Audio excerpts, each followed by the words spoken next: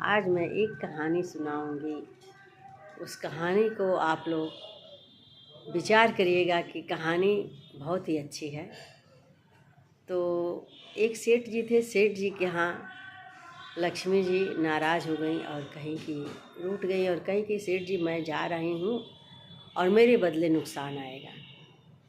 तो सेठ जी ने कहा कि ठीक है माता, आप आने दीजिए नुकसान को, कोई बात नहीं है। तो कहे कि लेकिन मैं जाते जाते कुछ तुम्हें देकर जाऊँगी, तुम जो चाहे वो मांग लो।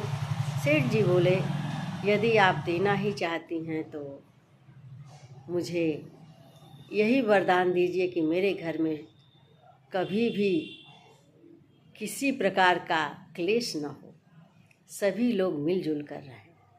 लक्ष्मी जी ने कहा तथास्तु कहकर चली गईं। अब तो वचन बाध्य थी। फिर इसके बाद लक्ष्मी जी चली गई और नुकसान आ गया। तो एक दिन बहू ने खिचड़ी बनाया और खिचड़ी में बनाया तो उसमें नमक डाला था, नमक ज़्यादा था। फिर दूसरी बहू आई, बिना चखे उसमें नमक डाल दी।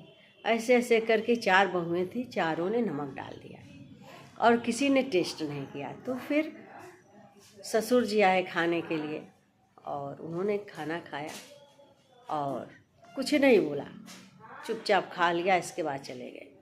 फिर बड़े बेटे ने और समझ गए कि नुकसान आ गया है तो करेगा ही, तो चले गए। इसके बाद फिर दूसरे बेटे ने आया, पूछा, जैसे ही एक चम्मच डाला तो बोला कि क्या पिताजी ने खाना खा लिया? कहा हाँ पिताजी ने खाना खा लिया है। अच्छा ठीक है। कुछ बोले? नहीं, कुछ तो नहीं बोले। ठीक है, वो भी खा कर चले गए। ऐसे करके सभी लोगों ने खाना खा लिया और किसी ने कुछ भी नहीं बोला।